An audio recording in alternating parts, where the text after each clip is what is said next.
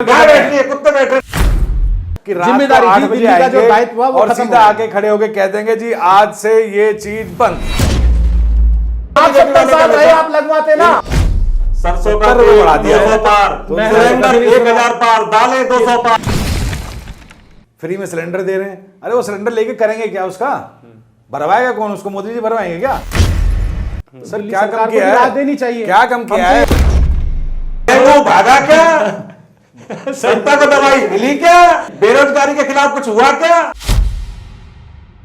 जो काम केजरीवाल सरकार ने दिल्ली में कर दिया वो कोई सरकार सोच भी नहीं बिल्कुल सकती सही थी बात है, करने बिल्कुल की। राशन क्यों दे रहे हो फ्री वाले? 2-4 मूर्ति फ्री- और बनवा दो। विधायक जी सिर्फ वहां पर नौटंकी करने गए। सर विधायक ने तारादन कर दिया। वहाँ भारतीय विधायक जनता तारादन पार्टी ने करके उसका दिया। विरोध, चित भी मेरी, तो पट भी मैं मेरी, कहता हूं, अंता मेरे और बाप का। नमस्कार, स्वागत है आप सभी का समाज संवाद के नए प्रोग्राम बात मुद्दे की।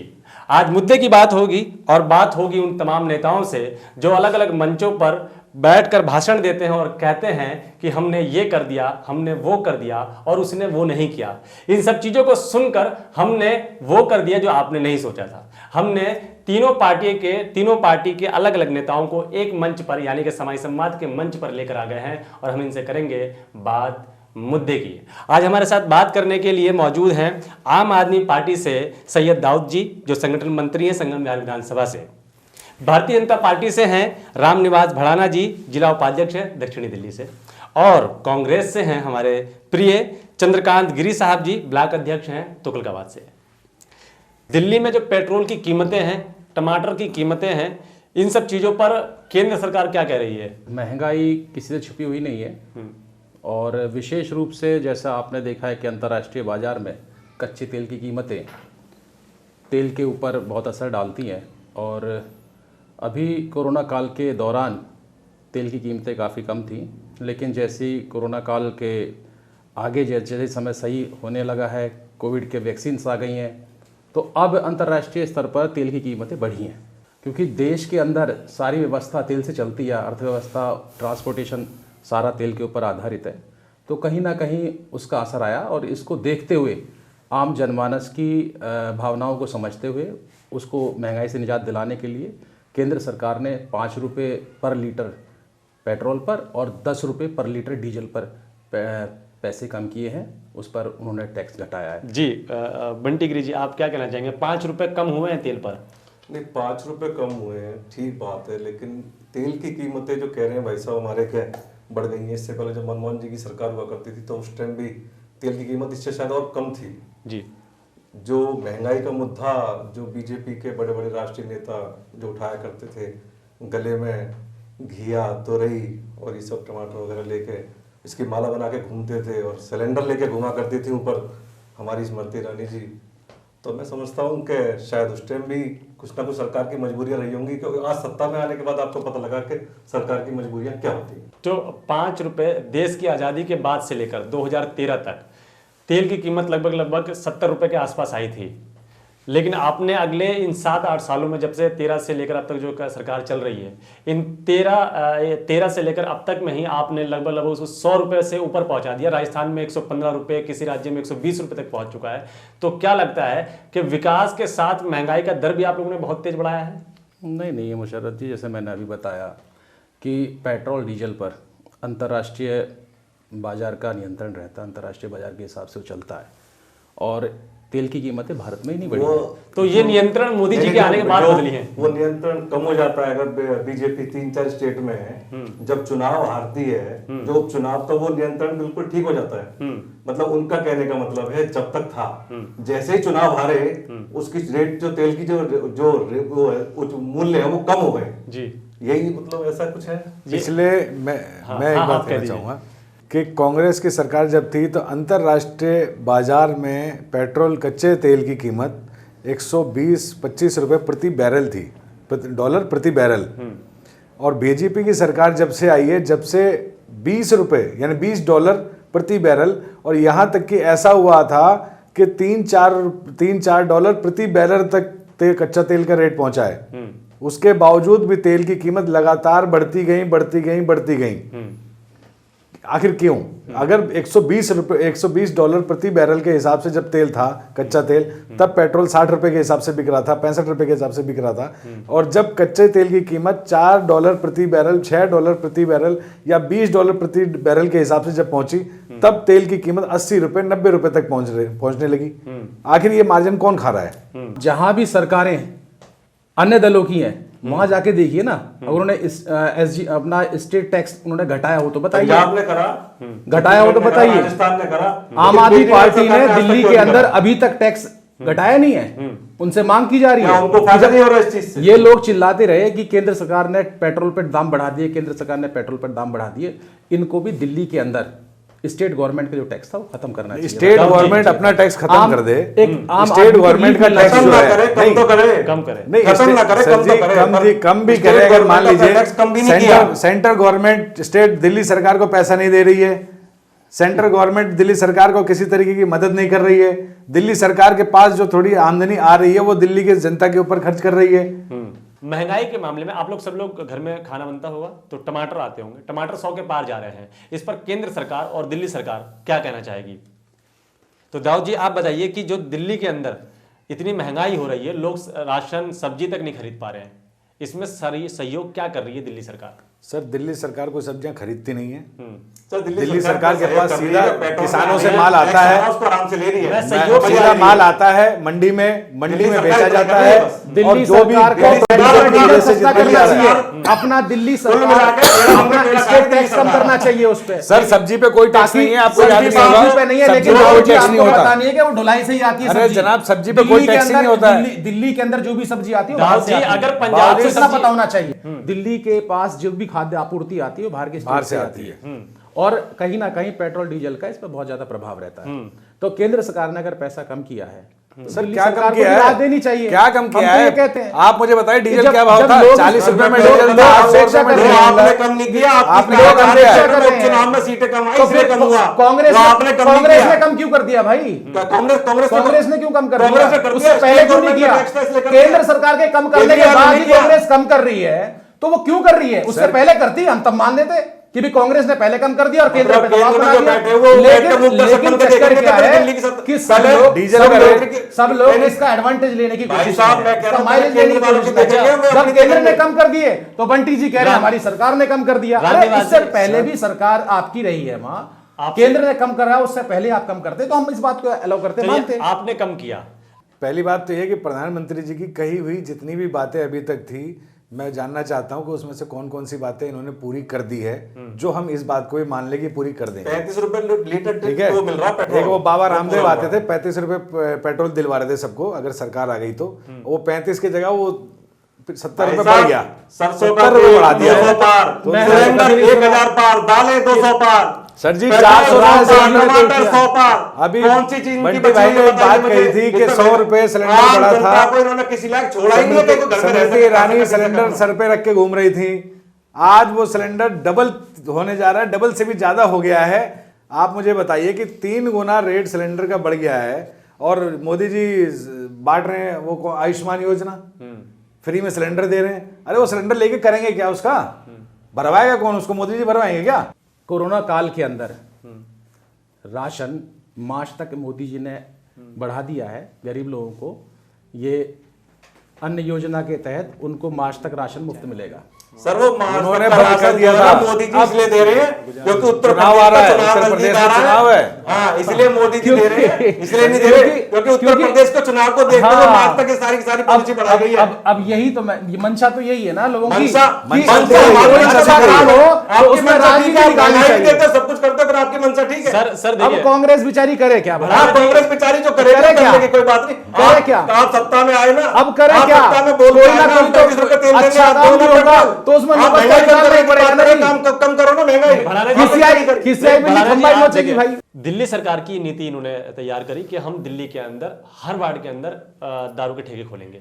सब आम बात आदमी 1000 मोहल्ला क्लिनिक खोलने की हाँ, तो वही मैं कह रहा बात हूँ नहीं थी 1000 मोहल्ला क्लिनिक खोलने जी, की जी। और मोहल्ला क्लिनिक नहीं खोले 1000 कम से कम ठेके खोल दिए कि आराम से पीते रहो और मरते रहो सारे के सारे। सरकार ठेके खुलवा रही है और उसी सरकार से विधायक ठेके बंद कर रहे हैं। आपके इलाके में कोरोना ने ताला लगाया है, तो पहले तो इनसे पूछ लीजिए वो ताला बंद कैसे हुआ है? ताला बंद कैसे हुआ? विधायक जी नौटंकी कर रहे हैं जनता के बीच में। आरडब्ल्यू ने कंप्लेंट करी जाके कि विधायक जी ये ठेके बंद होने चाहिए। पहले विधायक जी खोल देते, बाद में ताला डाले जाते और फिर राजनीति चमकाने के लिए मुशर्रफ जी, फेसबुक पे डालते हैं। सर विधायक जी ने ताला बंद कर दिया। भारतीय जनता पार्टी ने उसका विरोध किया है। वहां जो स्टैंडिंग कमेटी की उपाध्यक्ष है पूनम भाटी जी और बीजेपी कार्यकर्ताओं ने वहां प्रदर्शन किए हैं। कहाँ वहां क्यों किए प्रदर्शन? वहीं 4 नंबर गली में एक ठेका है, वहां प्रदर्शन क्यों नहीं किया? क्योंकि वो भाजपा के नेता की जमीन पे बना हुआ है, मंदिर के पास बना हुआ है। उसके अलावा भी उसके अलावा वहां क्यों नहीं बंद करवा रही भाजपा? अब चित भी मेरी, पट भी मेरी, अंता मेरे, और क्या? मैं ही ठेका खुलवाऊं, मैं ही बंद करूं। और जो वो भी ओपी गोयल साहब की बिल्डिंग में जो बीजेपी के वो है, बिल्कुल है, क्यों नहीं बंद करवा रहे? वहां ऑब्जेक्शन क्यों नहीं करी बीजेपी जाके? क्यों नहीं गई पूनम भाटी वहां पे अभी तक? बंद होना चाहिए। तो पूनम भाटी जी तो है वहां पहले से। मैं कह तो रहा हूं जी, बंद होना चाहिए। सर आप कहिए ना पूनम भाटी से वहां जाए, विधायक जी जाके लगाए ताला उस पे। अरे सर आप पूनम भाटी से कहिए ऑब्जेक्शन करें वहां जाके। राजनीति कौन कर रहा है आप देखिए। अच्छा, चलिए, हमारी ओर से आप तीनों से एक सवाल। रामनिवास भड़ाना जी, दाऊद जी, बंटी गिरी जी, दारू के ठेके खुलने चाहिए, बंद होने चाहिए? बंद होने चाहिए। जहां भी ठेके पहले दारू के ठेके बिल्कुल पहले भी बंद खुले होने थे, चाहिए। जहां भी अगर आबकारी नीति लागू की जाती है, अगर आबकारी नीति लागू की जाती है तो कमर्शियल एरियाज में ही ये ओपन होते हैं। ये रेजिडेंशियल एरिया में बिल्कुल सहमत हूं। कमर्शियल एरिया में जहां भी सहमत हूं इस चीज से। अगर कहीं जनता को ऑब्जेक्शन हो रहा है तो उसको बंद होना चाहिए। अभी गुरु जयंती थी, तब आपने, नरेंद्र मोदी जी आए, 1 साल से किसान धरने पर बैठे हुए हैं देश के अलग अलग जगहों पर, दिल्ली के अलग अलग बॉर्डरों पर, और देश भर में किसान अपने मुद्दे को लेकर लड़ाई लड़ रहे हैं। 1 साल में 700 प्लस जाने गई हैं, बहुत धरने हुए, बहुत प्रदर्शन हुए, बहुत नुकसान हुआ। लेकिन आज जो बैकफुट पर आई बीजेपी और देश के प्रधानमंत्री ने माफी मांगते हुए इन 3 कानून को वापस ले लिया। सवाल ये नहीं है, सवाल ये है पहले किसान गलत थे या कानून सही थे, या आप कानून गलत हो गए या किसान सही हो गए, या चुनाव सर पर है? मुशर्रफ जी, कानून कोई गलत नहीं थे। प्रधानमंत्री ने बार बार इस बात को कहा है, विभिन्न मंचों से कहा है कि इन कानूनों के अंदर जो कमियां हैं, जो खामियां, वो बताए तो सही। किसी भी किसान नेता ने आकर के उन कानून के अंदर खामियां उजागर की हो तो बताइए। टिकैत जी ने जगह जगह बताइए, अपनी सभाओं में बताइए। कुछ नहीं बताया। क्या वो बताया? बीजेपी टिकैत जी ने क्या बताया? वो सुनाई नहीं देता, वो क्या बताया? नहीं सुनाई देगी। उन्होंने कहा बाकी पूरी दुनिया को कानून पता लग वापस गया। होना चाहिए। उसके अंदर खामियां क्या थी, कमियां की, तो वो किसी ने नहीं बताया। नहीं, उन्होंने लेकिन प्रधानमंत्री नरेंद्र मोदी जी ने जनता की भावनाओं को समझा, किसानों का मान सम्मान रखते हुए इतना भावनाओं को समझा, इतना बड़ा कानून, इतना बड़ा कानून ये कहते हुए वापस लिया कि हम किसानों को, कुछ किसानों को हम समझा नहीं पाए, जिन्होंने विशुद्ध राजनीति की है उसमें। ठीक है, मतलब लाखों किसान जो सड़कों पे थे वो खुश थे।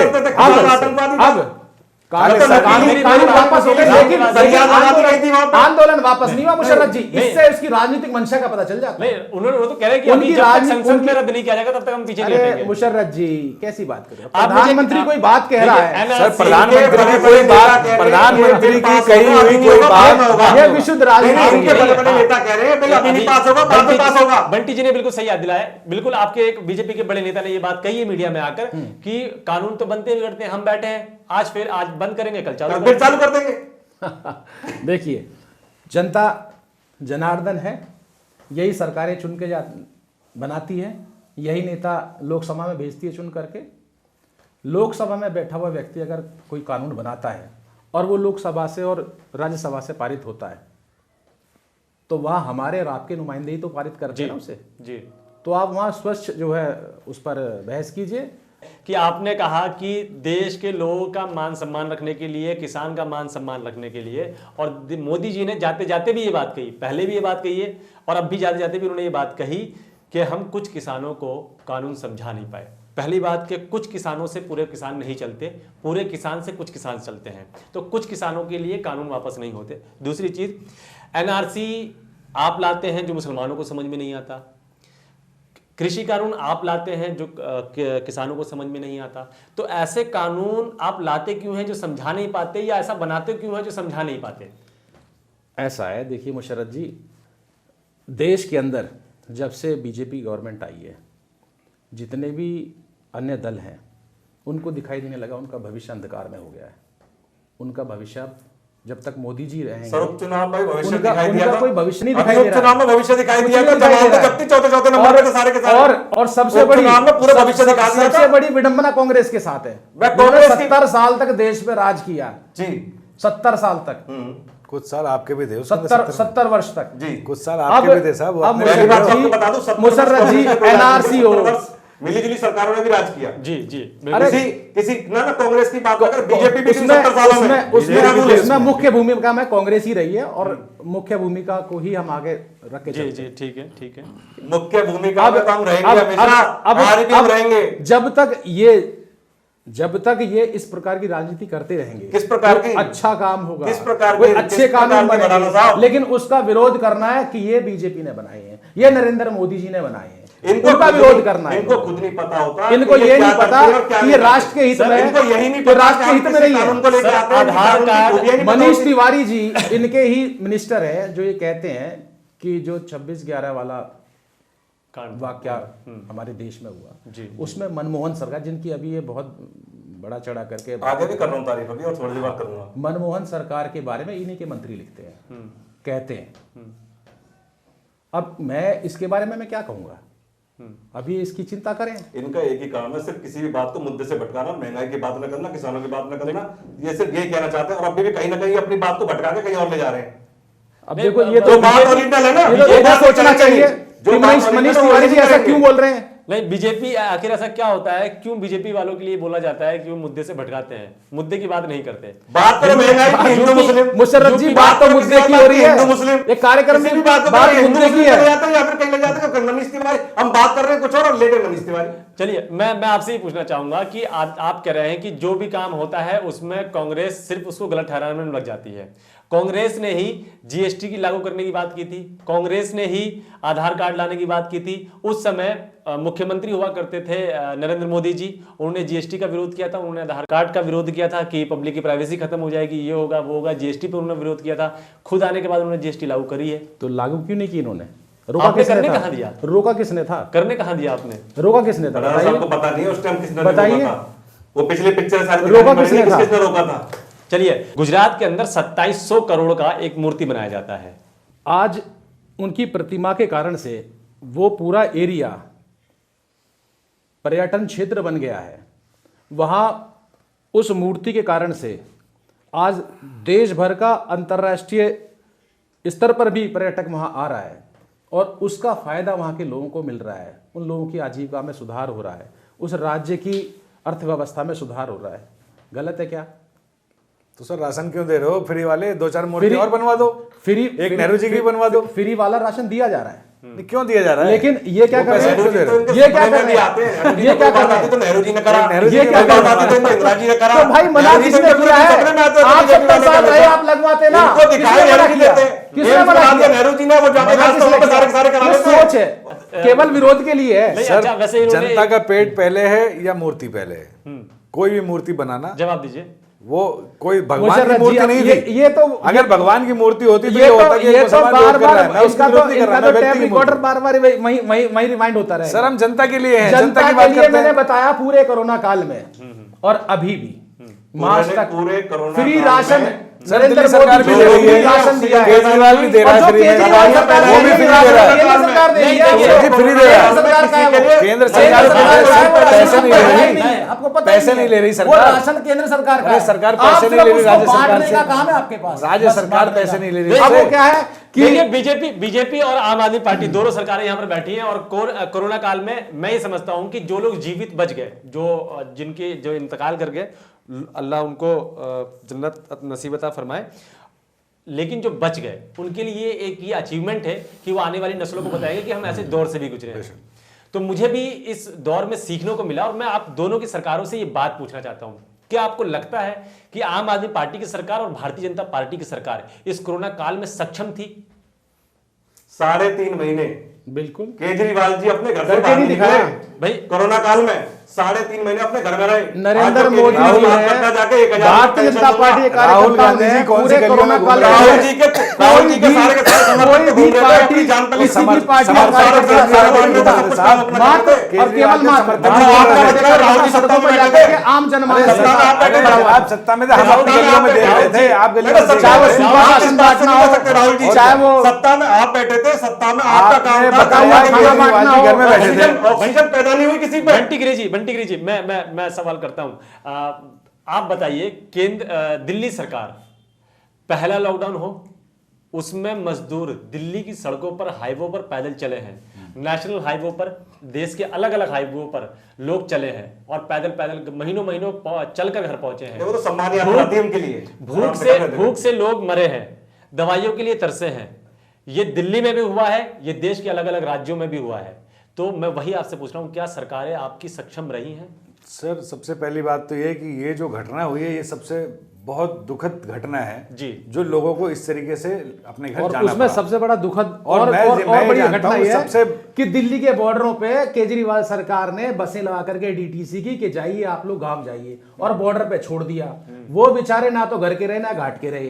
भैया, वे बॉर्डर लोग तक बेचारे आदमी छोड़ पैदल देता है, गए। उसके आगे यूपी सरकार ने वे लोग पैदल गए। यूपी सरकार ने अपनी आपने घोषणा देखा करी थी कि हम बॉर्डर पे दिल्ली के बसें भेज अंदर रहे हैं। प्रवासी सब दिल्ली श्रमिक सरकार की बसें दिल्ली गई के हैं अंदर वहाँ। है। आनंद विहार पर लाखों की तादाद में लोग थे, कोई इंतजाम नहीं था वहां पे। सर, दिल्ली मैं रेलवे वही स्टेशन बता पर रहा कोई हूं। इंतजाम और नहीं। अनाउंसमेंट करा दिया गया, जो भी लोग गांव जा रहे हैं हम यूपी उनको सरकार वहां की घोषणा पहुंचाएंगे। थी जी। योगी जी ने घोषणा करी थी जी। घोषणा करी थी कि हम अपनी जो राज्य बसें, उनकी राज्य की जो बसें थी, उन बसों को हम बॉर्डरों पे भेज रहे हैं, बस अड्डों पे भेज रहे हैं, ताकि वहां से हमारी यूपी की जनता वापस आ सके। इसलिए दिल्ली की सरकार वहां तक पहुंची। प्रियंका जी ने बॉर्डर पर लगवाई, इन्होंने वो भी नहीं आने दी। तो बसें तो आपने खराब लगाई थी ना, तभी तो योगी जी ने बंद वो करवा दी थी। इन्होंने कई इनके हिसाब से जो कागज थे उसमें वो लिख रहे थे कि सारी बसें खराब हैं, जबकि ऐसा नहीं था। नहीं तो आपकी बसें खराब होंगी तभी तो योगी जी ने रोक दिया। नहीं, हमारी सर, बसें उन्होंने तो बिल्कुल अपनी ठीक भी नहीं ठाक थी। लगाई, उन्होंने तो अपनी भी नहीं लगाई। दिल्ली सरकार ने बॉर्डर तक छोड़ दी डीटीसी की बसें। अब डीटीसी की तो सीएनजी बसें हैं, वो कितने किलोमीटर तक जाएंगी आगे?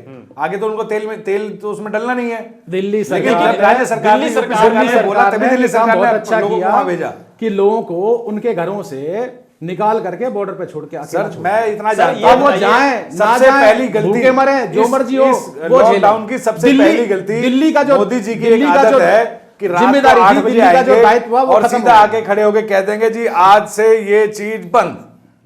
अब वो चीज बंद, कल से कौन जाएगा? सर, कोई जो घर तैयारी पे हो, नहीं घर थी। पे बाहर ये दाऊद जी कोई का तैयारी सवाल- नहीं, कुछ भी मैं- नहीं है। मैं आपका अरे सवाल 2 दिन करता हूं। पहले कहते कि भाई 2 दिन बाद लॉकडाउन लग जाएगा, लोग आराम से अपने घर पहुंच सर, जाते। इसमें आरोप प्रत्यारोप भी बहुत हुए हैं। मोदी जी एक दिन आते हैं, आगे के लिए नहीं बताते और बोलते हैं कि जनता कर्फ्यू लगेगा।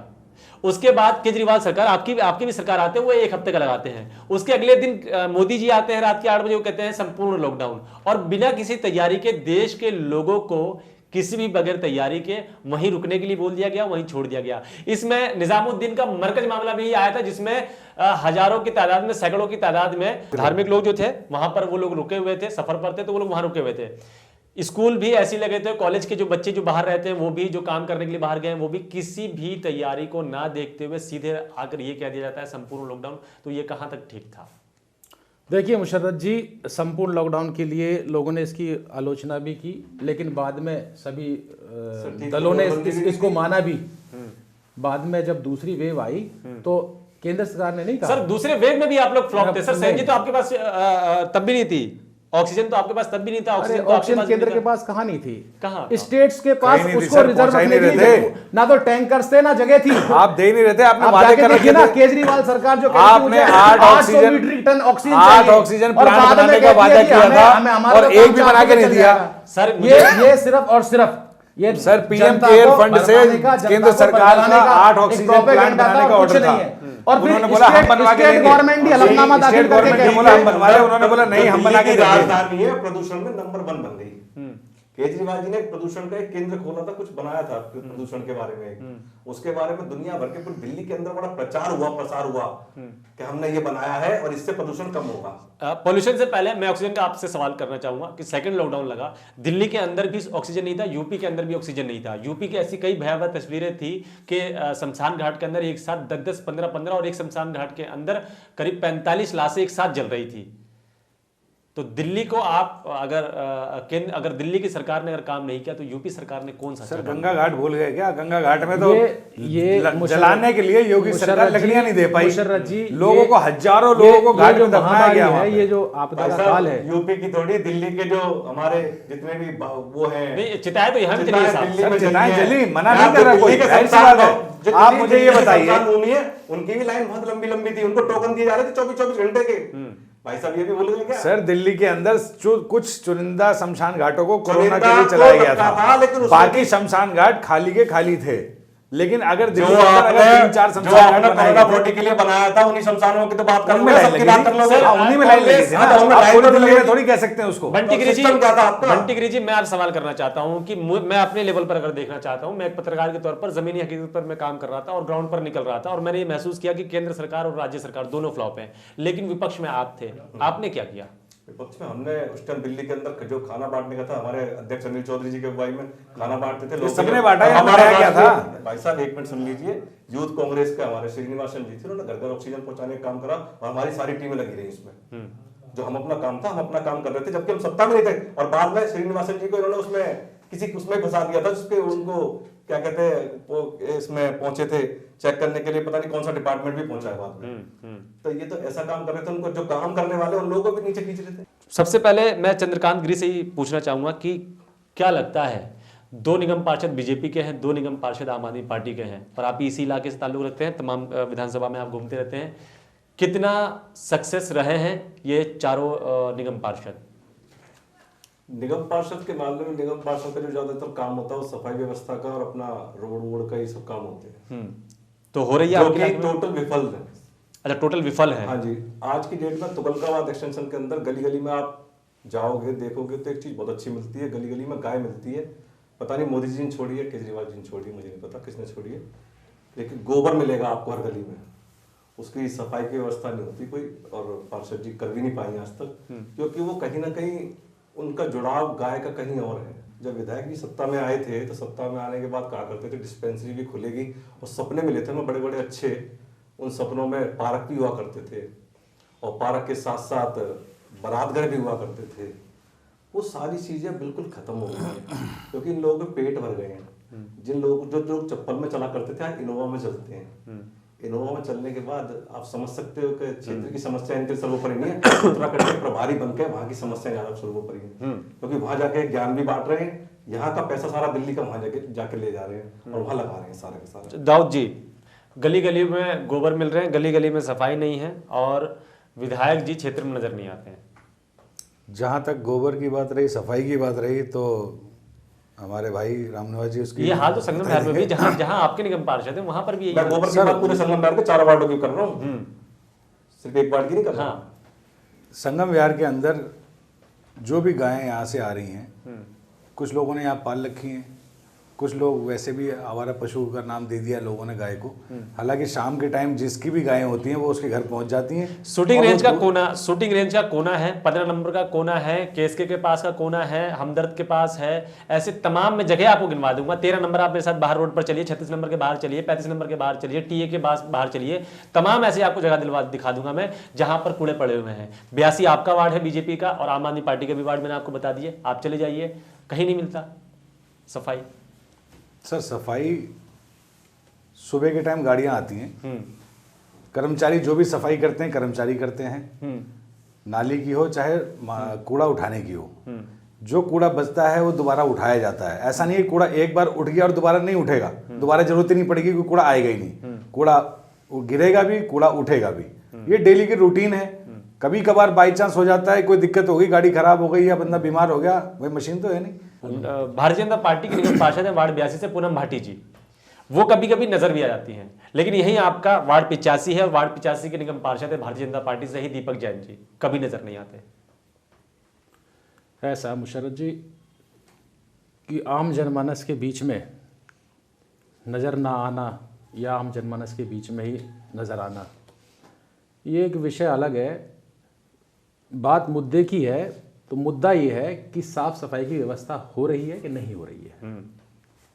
कारण विशेष किसके भी रह सकते हैं। 15 नंबर गली डी ब्लॉक में पड़ता है, 13 नंबर गली डी ब्लॉक में पड़ता है, 4 नंबर गली आपका डी ब्लॉक में पड़ता है, बिल्कुल, बिल्कुल। केएसके के सामने वाला जो वो है वो आपका डी ब्लॉक में, ई ब्लॉक में पड़ता है। तो ये जो तमाम एरिया है वार्ड 85 में है, तो इनके गली के कोने पर खंबे के नीचे शायद उसे एक कूड़ादान बना दिया गया है, उसे तब्दील कर दिया गया। कूड़ा वहां से उठता ही नहीं है। ये बीजेपी के वार्ड बता रहा हूं मैं आपको। आप बिल्कुल सही कह रहे हैं, बीजेपी के वार्ड है, मैं इस बात में कोई बुरा ही नहीं रख रहा हूँ। जी जो भी सफाई कर्मचारी जी इस वार्ड के लिए अलॉट हुए उनको उनका क्षेत्र दिया हुआ है, निगम पार्षद की ओर से उनको उनकी ड्यूटियां सौंपी हुई हैं, और काम कोई भी निगम पार्षद हो, चाहे वो आम आदमी का हो, चाहे कांग्रेस का हो, चाहे बीजेपी का हो, काम तो कर्मचारी करते हैं, लेकिन उनकी सुपरविजन एक जनप्रतिनिधि होने के नाते निगम पार्षद को करनी चाहिए। सीवर का सारा पानी सड़क पर होता है जनाब?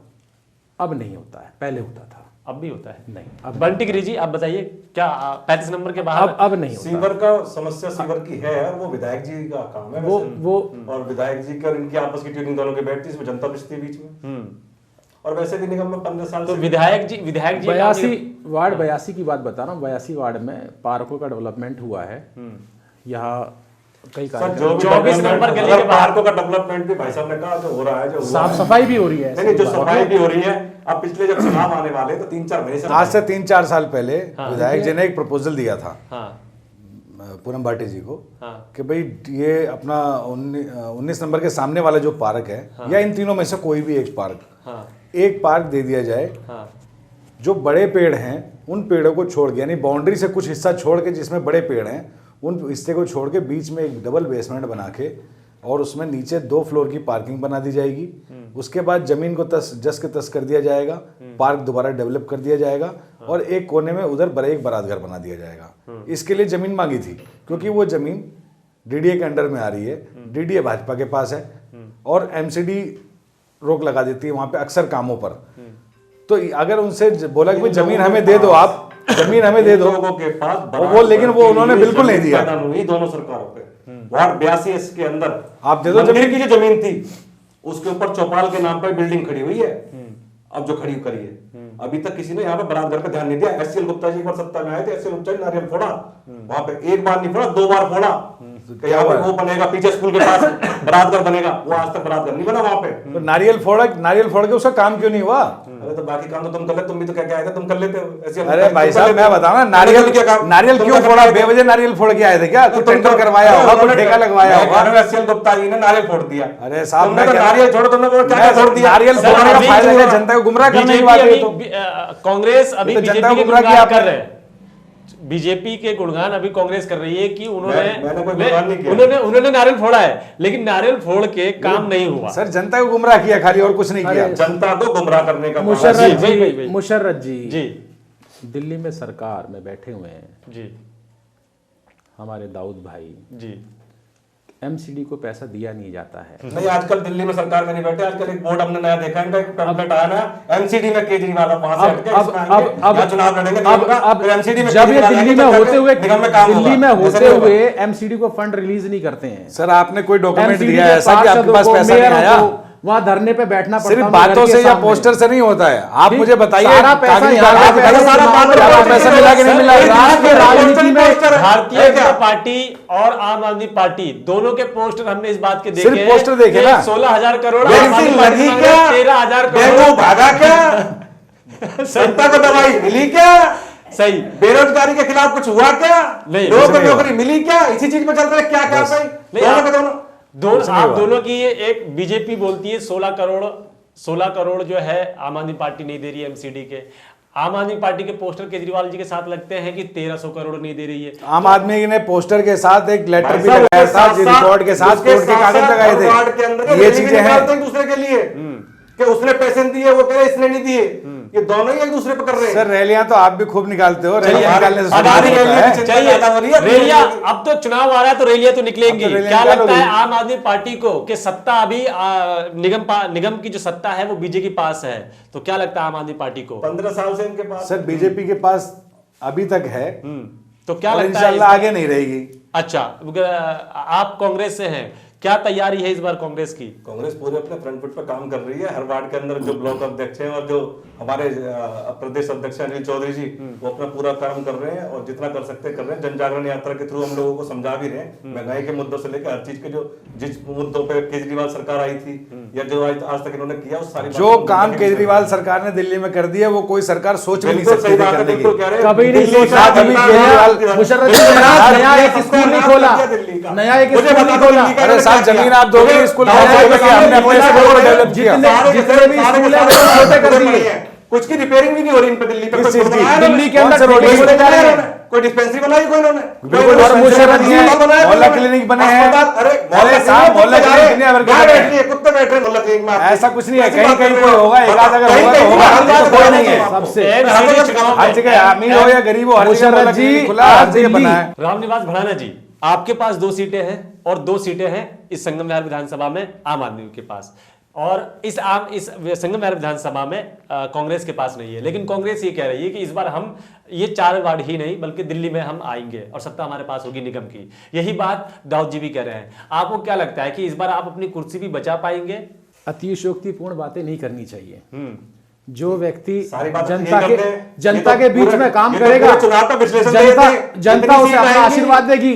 ये अब की बार इतने पार कौन बोलता है? सारे तो ये डरते, हम तो करते ही अरे नहीं। बोलते हैं तो पार भी तो जाते हैं ना जी। अरे बिल्कुल, बाकी जगह हर जगह पार पार नहीं भी तो चाहिए। जाते हैं, ये जनता ही पार करती है। अब पता लग रही है लेकिन भाई साहब, जनता पार करती है, मैं जनता समझ बिल्कुल- सकता हूँ आपकी खींच को, मैं समझ सकता हूँ। नहीं, हमारी खींच को बंटी जी भाई साहब मैं कह रहा हूं, हमारी खींच को आप समझते तो फिर बात ही ना होती। लेकिन मैं ये कह रहा हूं कि नगर निगम का चुनाव सर पे है।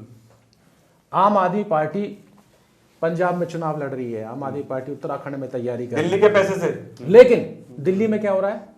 दिल्ली में एमसीडी को कोई पैसा रिलीज नहीं किया जा रहा है, पर विज्ञापनों पर दबा के प्रचार हो रहा है। ठेकों में दलालियां चल रही हैं, दबा के ठेके खोले जा रहे हैं दिल्ली के अंदर। 70 से ज्यादा पार्षद हैं दिल्ली के अंदर। हर घर के मुझे ये अंदर बता दो, एक जिसके आप पे कह रहे थे पैदा हो जाए। केजरीवाल, क्या 70 पार्षद सही काम कर रहे हैं? ऐसी मानसिकता के साथ जो है काम किए जा रहे हैं। संगम विहार की स्थिति क्या है? मैं पूरी दिल्ली की राजनीति के ऊपर बात नहीं कर रहा हूं। संगम विहार की स्थिति आप बता दीजिए कि पहले आपके विधायक अच्छे थे या आम आदमी पार्टी के विधायक दिनेश मोनिया जी अच्छे हैं? देखिए मुशर्रफ जी, संगम विहार विधानसभा का जो हाल है वो किसी छुपा हुआ नहीं है। आज रतिया मार्ग से आप चले जाओ पीपल चौक पहुंचने के लिए तो आपको कम से कम 3 घंटे लगेंगे। रतिया मार्ग की दुर्गति इतनी बुरी करके, जो आप कह रहे हैं ना कि जी वो हमने चौड़ीकरण कर दिया, उसका कहाँ चौड़ीकरण हो गया रतिया मार्ग का। फिर इन्होंने एक झूठा र्यूमर फैलाया कि जी वो आगे दुकानदारों ने स्टे ले लिया है, कोर्ट में केस चल रहा है, कोर्ट में केस चल रहा है इसलिए नहीं बनाया। वो तो नहीं है। केवल झूठ, कोई स्टे नहीं था उस पर, और वो रोड अब जाके बना है। दाऊद जी स्टे था कि नहीं था? सर ऐसा है, दुकानदारों ने एक स्टे नहीं, दुकानदारों ने टाइम मांगा था कि हमें कुछ टाइम दिया जाए ताकि हम इन दुकानों को अपने आप तोड़ सकें। कोर्ट ने उनको टाइम दिया, उसी बीच फिर कोरोना लॉकडाउन वगैरह लगा और जब तक कोर्ट खुले नहीं बंद है। अब जल्दी इसका भी फैसला हो जाएगा। और नाली, क्योंकि वो जैन साहब की दुकान पहले वाली जो है, फर्स्ट दुकान जो यहाँ से पड़ती है, उनके दीवार से नाली टच कर दी है। जितना चौड़ा रोड होना है, जनता देख रही है कितना चौड़ा रोड होना है, वो उतनी दुकानें उस हिसाब से छिलती हुई चली। 4 फीट नाला इधर, 4 फीट नाला इधर, 8 फीट ये कम कर दिया इन्होंने रोड से उठा कर। सर नाला तो दोगे ही सर, बीच में 3 फुट का स्लैब और रख दिया। इतने दिन जो रोड नहीं बना, अब रोड बना, तो इतने दिन क्यों नहीं बना? इसमें काफी समय तो कोरोना इनका सिर्फ कोरोना कारण काल ये चला था गया, कि ये ठीक काफी रहा, समय भारतीय कोरोना जनता काल पार्टी चला को गया। वोट आ जाएगा। उसके बीच बाद में लोग उस रोड को आगे नहीं देना चाहते। आप 1.5-2 साल इन्होंने सिर्फ ब्लेम गेम करना था, सत्ता में बैठे, इसलिए नहीं बनाया। 2 साल रोड ले को। लीजिए कि 2 साल से ये कोरोना चल रहा है, लेकिन उससे पहले तो रोड बना है, तो उस दौरान क्यों नहीं बनाया गया? उससे पहले जो रोड बना था, जहां पे रोड रोका हुआ है 8 और नंबर के पास, मुशर्रफ उससे जी, पहले रोड मुझे चौड़ा ज्यादा होना कहने है। की आवश्यकता और वो नहीं रोड है। चौड़ा नहीं हुआ अभी तक। आपने इन बरसातों में वो नाव जिस भी दिन चलाई चौड़ा है। होगा उस दिन पता चल जाएगा। आपने खुद नाव चले, प्रत्यक्ष को प्रमाण की आवश्यकता नहीं होती है। सर जहां रोड नहीं बना वहां तो पानी भर रहा और है जो ना, लोग ये आपको कहते वो भी थे नहीं भर रहा। कि इस दिल्ली को पेरिस बनाएंगे, संगम विहार को अगर पेरिस की कोई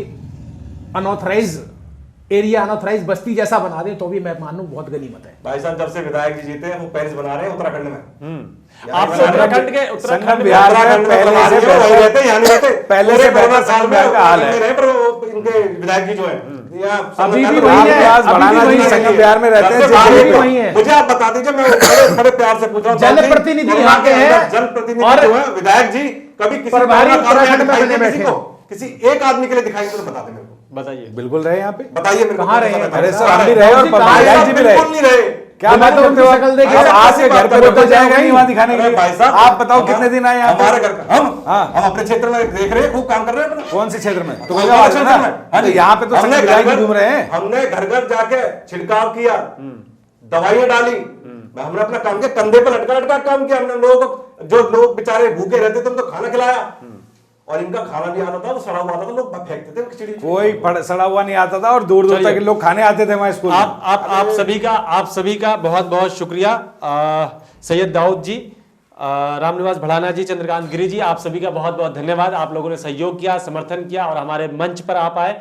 और सबसे पहले आप सबको मैं मुबारकबाद देना चाहूंगा। मैं भी बहुत खुश हूं क्योंकि समाई संवाद का बात मुद्दे की एक पहला प्रोग्राम था, पहला स्टेज था, और उसमें आप लोग वो पहले मेंबर थे, पहले सदस्य थे जो आप लोग आए और आप लोगों ने भाग लिया, हमारा मान बढ़ाया। इसके लिए आप सभी का बहुत बहुत धन्यवाद। आपको भी बहुत बहुत धन्यवाद। Thank you. मुशर्रफ जी, जो सबसे बड़ी बात है इस चैनल के माध्यम से एक ही बात कहना चाहूंगा कि जो आपने सत्यवाद दिखाई है ना, उस सत्य को पूरी कोई दिखाना, अरे काट मत देना, बिल्कुल। जनता के बीच में आनी चाहिए सारी चीजें। मैं आपका ये एपिसोड जो आपने ये बात बोली है, इंशाल्लाह इसको भी हम चलाएंगे।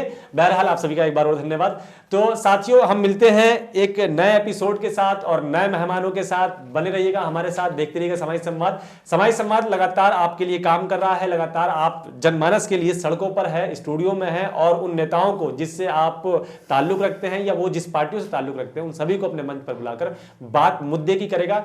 इस मुद्दे की बात में आप लोग हमारे साथ जुड़िए, समर्थन कीजिए, बने रहिए हमारे साथ, देखते रहिए समाई संवाद। मैं मोहम्मद मुशर्रफ, धन्यवाद।